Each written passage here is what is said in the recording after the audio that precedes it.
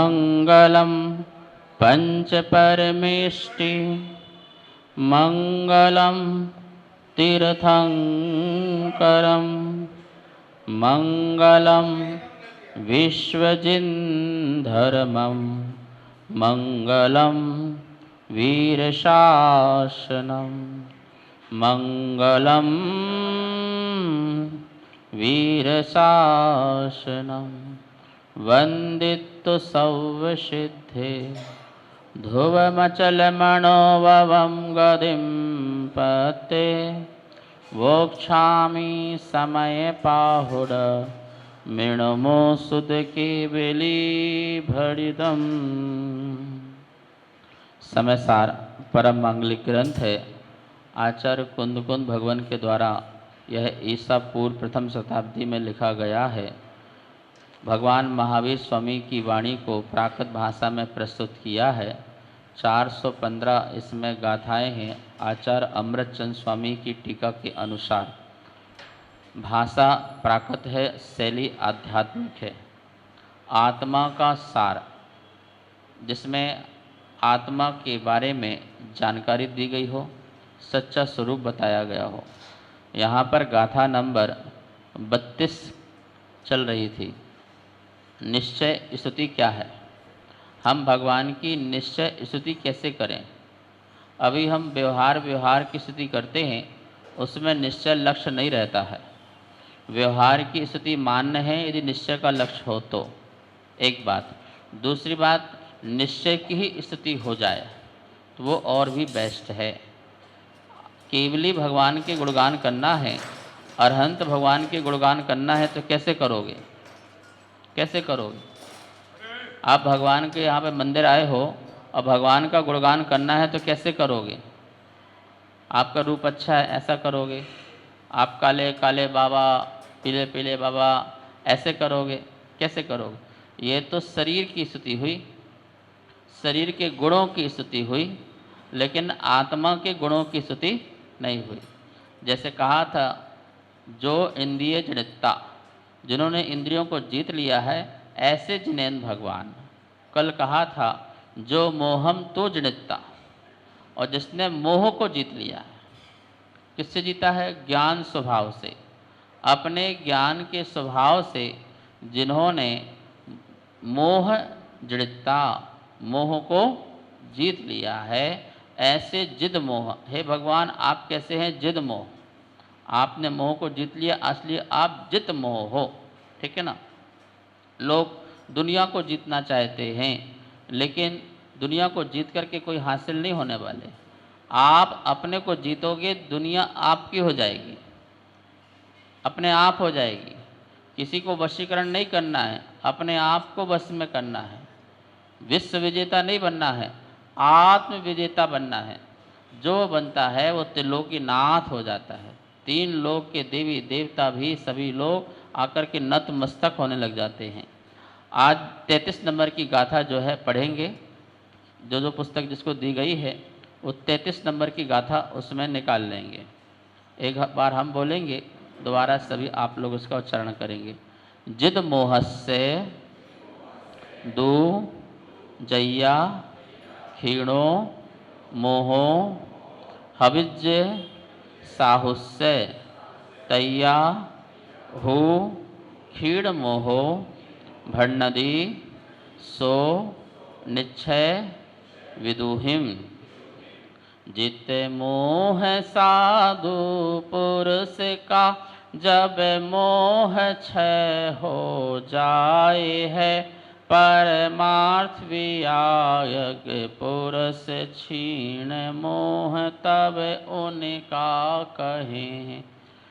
जिद मोह से, जिसने मोह को जय्या जीत लिया है, ऐसे साहुस्य साधु के जब मोह क्षीणो क्षीण हविज हो जाए, तैयादु तब सो उस साधु को निश्चय विदेहूँ, निश्चय नय के जानकार क्षीण मोह भण्णंती कहते हैं।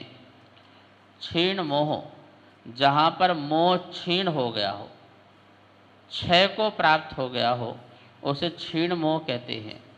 जो साधु अपनी साधना करता है और साधना करते करते करते धीरे धीरे धीरे वीतरागता को पूर्ण प्रकट करता है। साधु की जो अपना मोक्ष मार्ग है वो 6वें गुण स्थान, 7वां गुण स्थान, 8वां, 9वां, 10वां और 10वें गुण स्थान के अंत में समस्त मोहिनी कर्म का क्षय हो जाता है। एक कर्म जाने के बाद अंतर मुहूर्त में 3 कर्म और चले जाते हैं। ज्ञानावरणी, दर्शनावरणी और अंतराय।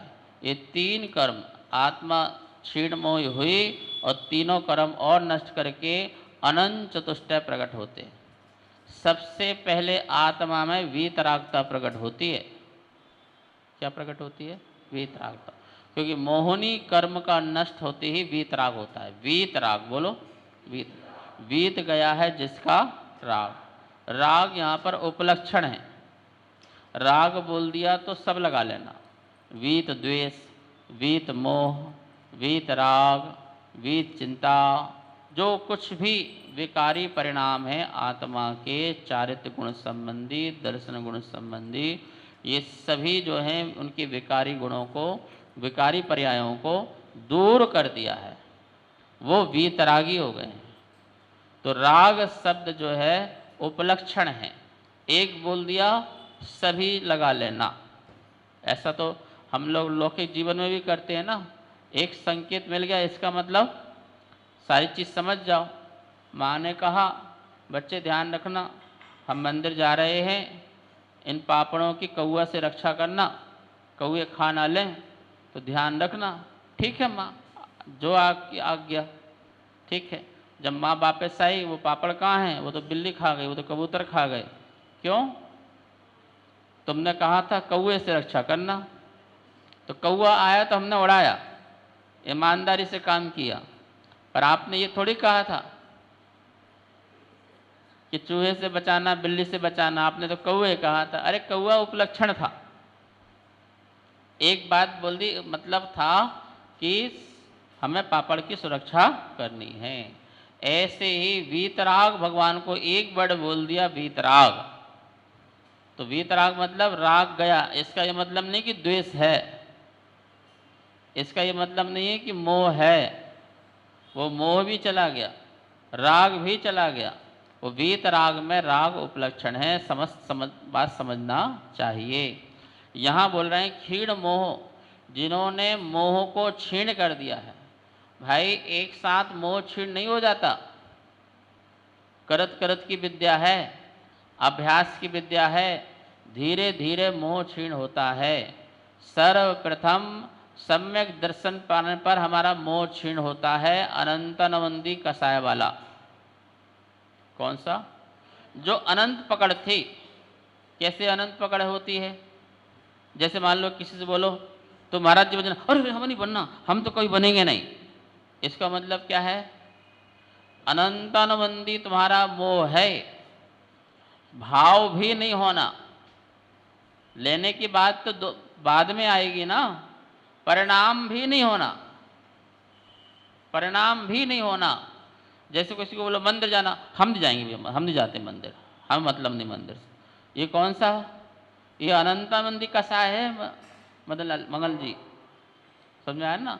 अनंतानंदी कसाय में देव शास्त्र गुरु संबंधित जितनी भी चीजें हैं उसके प्रति परिणाम भी नहीं होते हैं, भाव भी नहीं होते हैं। इतनी तीव्र होती है।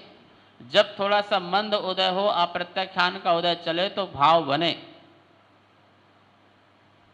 ठीक है ना?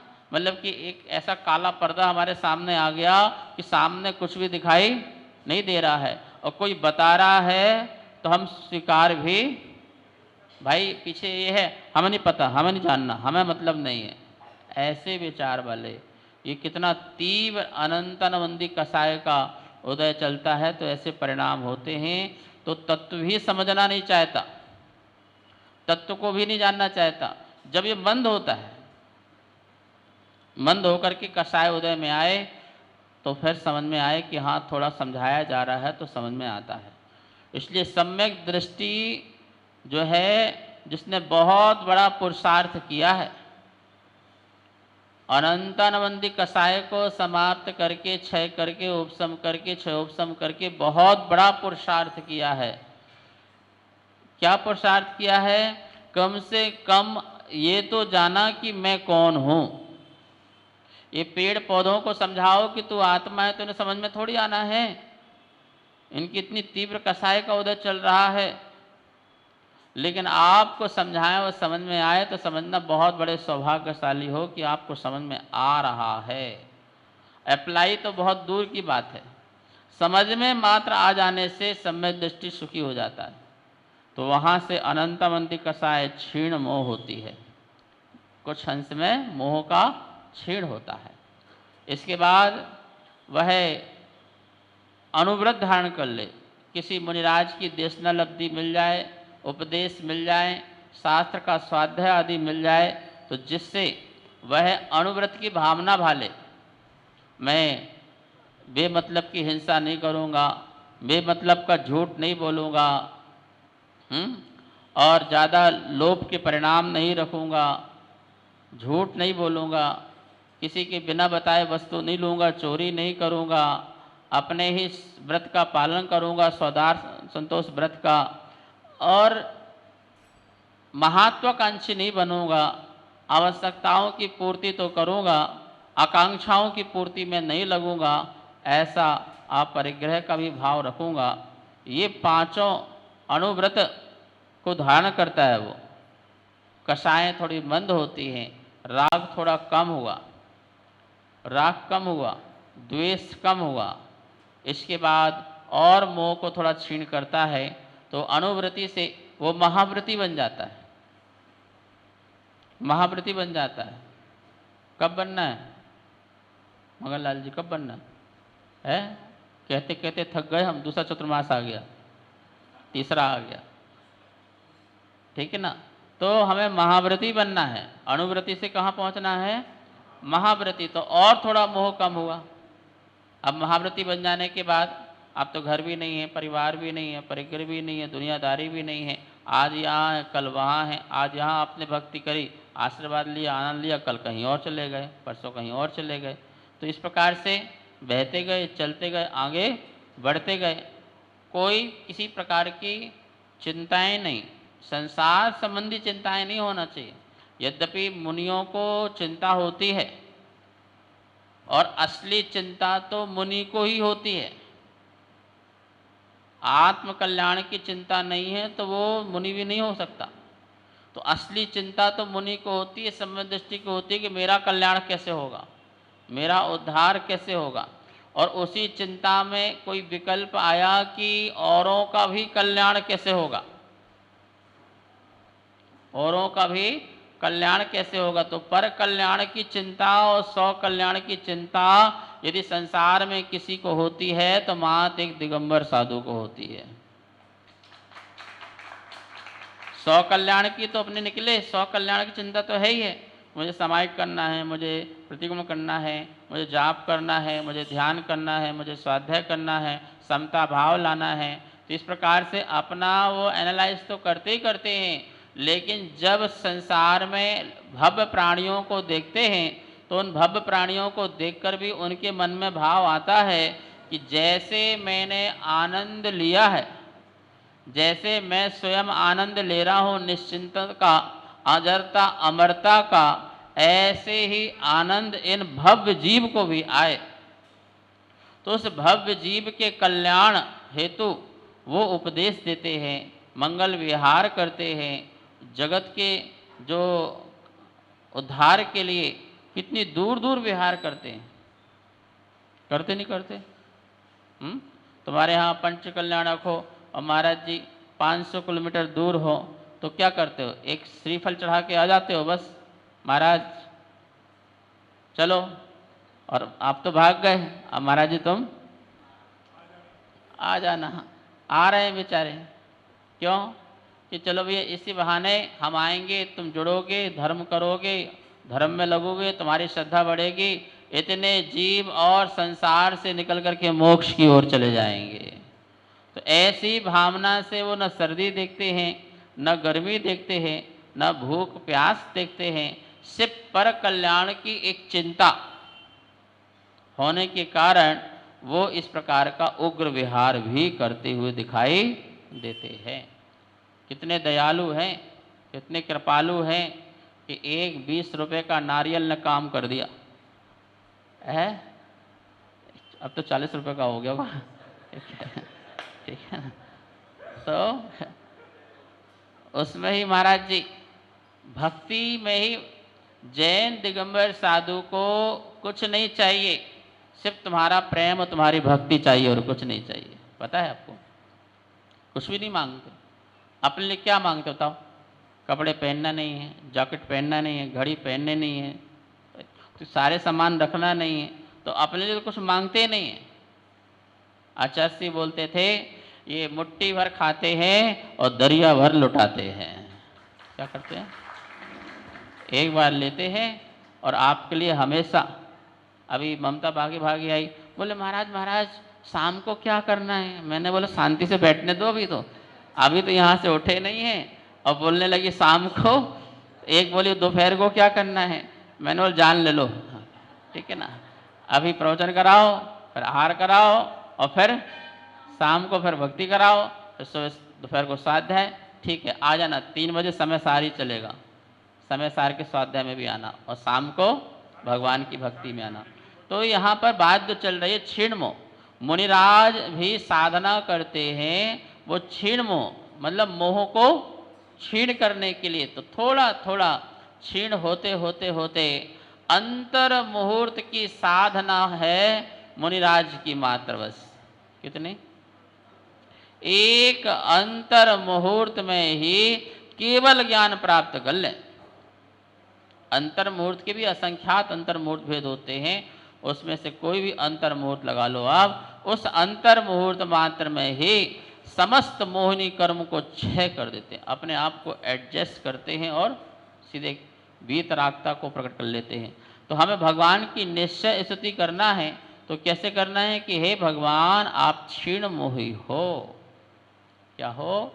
आप वीतरागी हो, भगवान के पास आओ तो वंदना करो, तो जय जयकार करते हुए हे भगवान आपकी जय हो, आपकी जय हो, आपकी जय हो।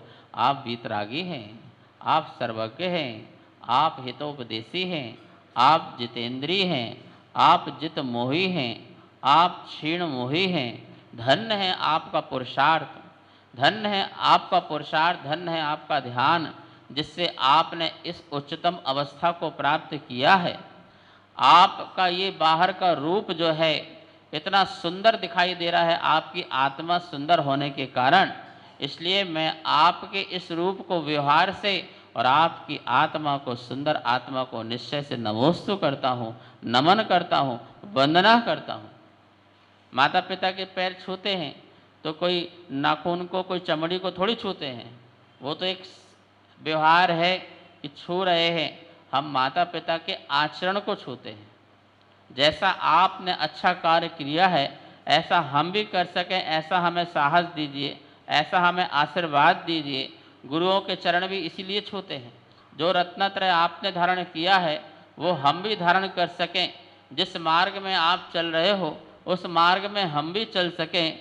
इसलिए हे गुरुदेव हमें मंगल आशीर्वाद दीजिए। जैसे आपका मन निर्मल है वैसा हमारा मन भी निर्मल हो जाए। जैसे आपके चेहरे में कांति और शांति होती है ऐसे हमारे भी शांति और कांति हमारे मन मस्तक में आ जाए। इस मंगल भावना से आशीष ग्रहण करते हैं, आशीर्वाद ग्रहण करते हैं। जैसी छवि वीतराग भगवान आपकी है, आप जो है बिल्कुल निर्विकार हैं, ऐसी निर्विकार हमारे में भी आ जाए, निर्विकारता हमारे में भी आ जाए। इसलिए हम प्रभु का जो है दर्शन करते हैं, पूजन पाठ करते हैं, आराधना करते हैं। तो निश्चय स्तुति ध्यान रखना, निश्चय स्तुति है गुणों की प्रशंसा करना। गुणानुवाद भक्ति किसे कहा गया है?